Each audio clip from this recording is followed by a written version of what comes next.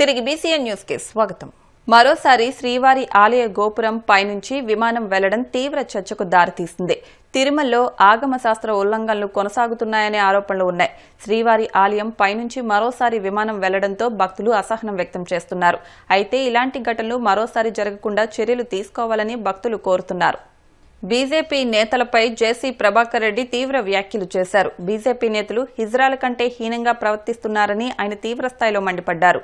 New year సందర్భంగా తాడిపత్రిలో మహిళల కోసం ప్రత్యేకంగా ఓ కార్యక్రమం నిర్వహిస్తే బీజేపీ, ఆర్ఎస్ఎస్, వీహెచ్పీలు తనపై లేనిపోని ఆరోపణలు చేశాయంటూ జేసీ ప్రభాకర్ రెడ్డి ఆగ్రహించారు.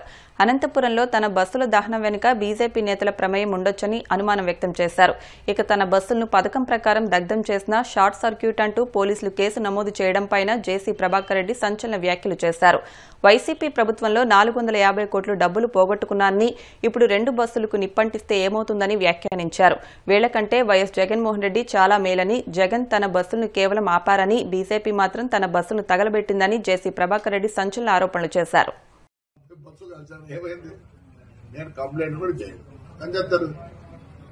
జగనే మేలురా, బస్సులు నిలబెట్టించినాడు. ఈ బీజేపీ గవర్నమెంట్ లో బస్సులు తగలబెట్టారు. అంతకన్నా నీచగా ఉందారా? ఏమైంది? 300 పోతేనే ఆ పొద్దు ఏడ్చలే, దీనికి ఎడుతాను నేను. అదే కొంచెం అనకూడదు. నేను తప్పు, వాళ్ళు చాలా మంచోళ్ళు. దానికన్నా తగ్గు ఏదైనా ఉంటే ఆ మాట వాడతాం. మీకు నాకు తెలియదు తగ్గు మాట. I don't want insult third gender. I give lot of respect to them. కాల్చి ఏం చేసుకున్నావురా? ఏం చేసుకున్నారులే? పీకినారా? జగన్ రెడ్డి మేలు కదా మంచోడు. జగన్ రెడ్డి మేలు కదా మంచోడు. నా బస్సు కాలిపోలేదే, బస్సు నిలబెట్టించినట్టు. నిలబెడితే ఆ పొద్దు 10 లక్షలు పోయేది, ఇప్పుడు 6 లక్షలు పోతుంది. మీరు చేతగాని నాకు కొడకల్లారా, చేతగాని నాకు కొడకల్లారా అంటారా? ఏపిస్తారా? మళ్ళీ ఇంకో బస్సు కాస్తారా? కలిసిపో. వరుసగా పెట్టినాడు. నేనే భయపడతాను అనుకుంటున్నారా? సిగ్గురే నా కొడకల్లారా. ఏం చేస్తారా? బస్సు కాల్చ అయిపోయింది. ఏమైంది? వస్తుంది రేలే. అది మా డ్రైవర్కి ఇచ్చింద. ఎందుకంటే కోర్టులో ఉంది, జనవరికి వస్తే. నేను మామూలుగా పాత బస్సులు 10 లక్షలు అయితే వాళ్ళు 5 లక్షలు ఇస్తా అంటే, ఎందుకంటే ఇన్నేళ్ళు నాకు పని చేసినారండి. ఒక జీవితం నాశనం చేసినారు. ఏమైందిరా? చెప్తేనే థర్డ్ జెండర్ తగ్గు నా కొడుకులు. షార్ట్ సర్క్యూట్ కాదని కాలినాక బస్సు అంతా ఆ హీట్ పైన పడేది. ఓ షార్ట్ సర్క్యూట్ అని రాసుకో. తెనాలిలోని రక్షణ ఏరోస్పేస్ అంకుర సంస్థ ఎన్ స్పేస్ టెక్ రూపొందించిన తొలి యూహెచ్ఎఫ్ కమ్యూనికేషన్ పేలోడ్ విజయవంతం అవడం పట్ల సీఈఓ దివ్య కొత్తమాసు హర్షం వ్యక్తం చేశారు. గత నెల 30న ఇస్రో ప్రయోగించిన పిఎస్ఎల్వి C60తో నింగిలోకి పంపిన పేలోడ్ నుంచి డేటా బదిలీ విజయవంతంగా జరుగుతోందన్నారు. ఏడాదిగా తమ ఇంజనీర్లు రూపొందించిన తొలి దశ పేలోడ్ సక్సెస్ఫుల్ గా ప్రారంభించడం తమ కష్టానికి ప్రతిఫలమని అన్నారు. అందరికీ నమస్కారం. నా పేరు దివ్య కొత్తమాసు. నేను co-founder and CEO of N Space Tech. మేము 30th డిసెంబర్ 2024న మా పేలోడ్ పిఎస్ఎల్వి C60లో పెట్టి ఇస్రోలో లాంచ్ చేసాము. ఇస్రో శ్రీహరికోట ద్వారా మాది లాంచ్ అయింది. సో లాంచ్ అనేది సక్సెస్ఫుల్గా 30th జరిగింది. సో ఆ లాంచ్ అయిన తర్వాత నిన్న January 1st 2025న 9:20 PM సక్సెస్ఫుల్గా మా పేలోడ్ నుండి డేటా అనేది రిసీవ్ చేసుకోవడం జరిగింది. సో మేజర్గా ఈ పేలోడ్ యొక్క పర్పస్ ఏంటంటే, మేము తయారు చేసిన యూహెచ్ఎఫ్ కమ్యూనికేషన్ మాడ్యూల్ని టెస్ట్ చేయడం. సో ఇది డేటా ట్రాన్స్ఫర్ కోసం ఉపయోగపడుతుంది.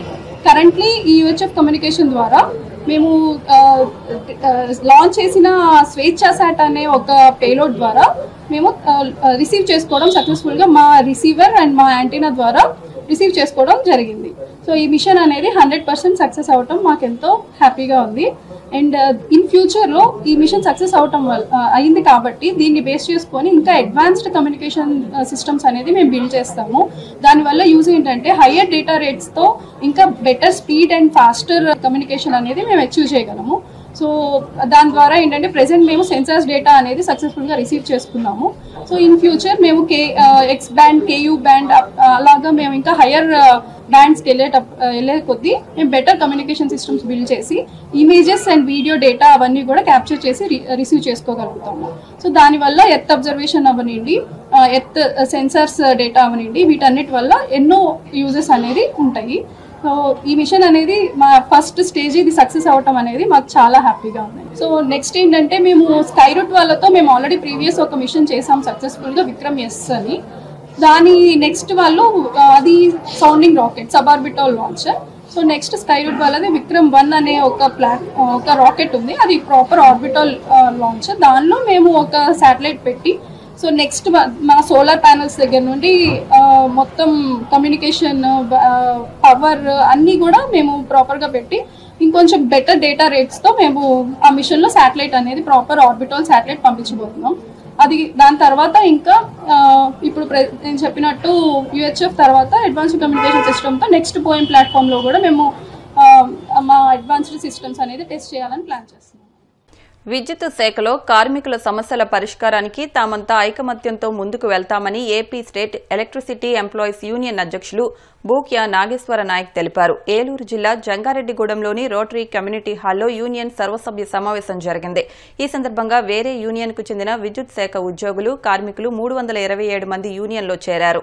ఈ సందర్భంగా నాగేశ్వర నాయక్ మాట్లాడుతూ విద్యుత్ శాఖలో 22,000 ప్రైవేటు ఉద్యోగులు, 26,000 మంది కాంట్రాక్ట్ ఉద్యోగులు పనిచేస్తున్నారని అన్నారు. తమ సమస్యల పరిష్కారానికి ఐకమత్యంగా పోరాడతామని తెలిపారు. అనంతరం union division secretary P Muralimohan Rao మాట్లాడుతూ వేరే యూనియన్లో ఉన్న ఉద్యోగులు తమ యూనియన్లో చేరడం సంతోషంగా ఉందన్నారు. ఈ సమావేశంలో నాయకులు U Krishnamraju, U Ramu, Shyam, YRR Mohan Rao, CH Rambabu, Butta Srinivasarao, Manohar, Jalapala Krishna, Morlaramu తదితరులు పాల్గొన్నారు. జంగారెడ్డిగూడెంలో Andhra Pradesh state electricity employees union 327 సర్వసభ్య సమావేశానికి హాజరవడం జరిగింది. ముఖ్యంగా ఈ సమావేశంలో సోదర సంఘం 1104 యూనియన్ నుండి ఎంతోమంది సభ్యులు ఈ 327 యూనియన్లోకి జాయిన్ అయిన సందర్భంగా ప్రత్యేక సమావేశం ఏర్పాటు చేసుకోవడం జరిగింది. ఈ రాష్ట్రంలో విద్యుత్ సంస్థని గత ప్రభుత్వం కానీ ఇప్పుడు వచ్చిన ప్రభుత్వం కానీ ఈ వ్యవస్థని చిన్నాభిన్నం చేయడానికి ఓ ప్రయత్నం జరుగుతుంది.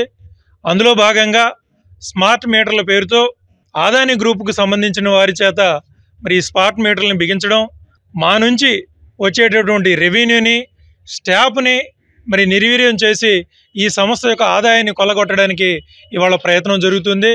ఈ సంస్థను పూర్తిగా ప్రైవేటు వ్యక్తులకి దారాదత్తం చేయడానికి కూడా ఒక తీవ్రమైనటువంటి ప్రయత్నం జరుగుతుంది. 327 యూనియన్ తరపున మేము దీన్ని తీవ్రంగా వ్యతిరేకిస్తున్నాం. ఈ రాష్ట్రంలో పనిచేస్తున్నటువంటి 22,000 పర్మనెంట్ కార్మికులు ఉన్నారు, 26,000 మంది కాంట్రాక్ట్ కార్మికులు ఉన్నారు. ఈ 26,000 కాంట్రాక్ట్ కార్మికుల్ని ప్రత్యేకంగా వారిని మరి పర్మనెంట్ చేయాలని చెప్పి కూడా 327 యూనియన్ తరపున మేము డిమాండ్ చేస్తున్నాం.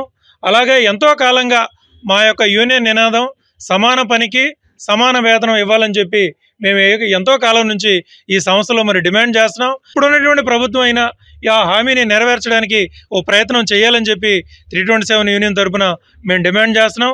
అలాగే ఈ సంస్థలో 1-2-99 తర్వాత జాయిన్ అయినటువంటి వాళ్ళకి పెన్షన్ సౌకర్యం లేదు. మరి వాళ్ళందరికీ కూడా మరి పెన్షన్ సౌకర్యం కల్పించాలని చెప్పి కూడా మేము డిమాండ్ చేస్తున్నాం. ఈ సంస్థలో 7,000 మంది జేఎల్ఎం గ్రేడ్లు మరి జాయిన్ అవ్వడం జరిగింది. వారందరినీ కూడా ఎలక్ట్రిసిటీ డిపార్ట్మెంట్ ఆధీనంలోనే జీతాలు ఇవ్వాలి, సర్వీస్ రిజిస్టర్ ఓపెన్ చేయాలి, వాళ్ళకి ప్రమోషన్ అవకాశం ఇవ్వాలి, సర్వీస్ రెగ్యులేషన్స్ కూడా ఇవ్వాలని చెప్పి కూడా మేము ఈ 327 యూనియన్ తరఫున డిమాండ్ చేయడం జరుగుతుంది. రాబోయే రోజుల్లో మరింత ఐకమత్యంతో రాష్ట్ర వ్యాప్తంగా ఈ కార్మిక సమస్యల తరఫున పోరాటం చేయడానికి కూడా మేము సన్నద్ధంగా ఉన్నామని చెప్పి కూడా తెలియజేసుకుంటున్నాం. జరిగిన సర్వసభ్య సమావేశంలో మా యూనియన్ యొక్క విధి విధానాలను ఇచ్చి అదర్ యూనియన్ 1104 నుంచి 327 యూనియన్కి 20కి పైగా చేరికలు జరిగినవి.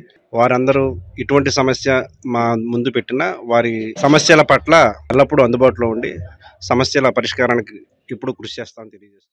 వార్తలు ముగించే ముందు ముఖ్యాంశాలు మరొకసారి. క్యాన్సర్ స్క్రీనింగ్ మొబైల్ వ్యాన్ ప్రారంభం. క్యాన్సర్ వైద్యులకు తక్షణ సేవలు అందించేందుకు ఉపయోగపడుతుందన్న డిప్యూటీ సీఎం పవన్.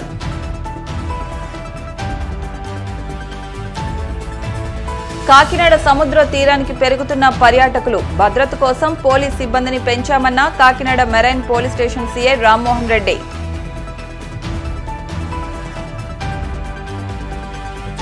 బాలల చట్టాలపై పెద్దాపురంలో అవగాహన, బాలల సంరక్షణే ప్రధానమన్న అధికారులు.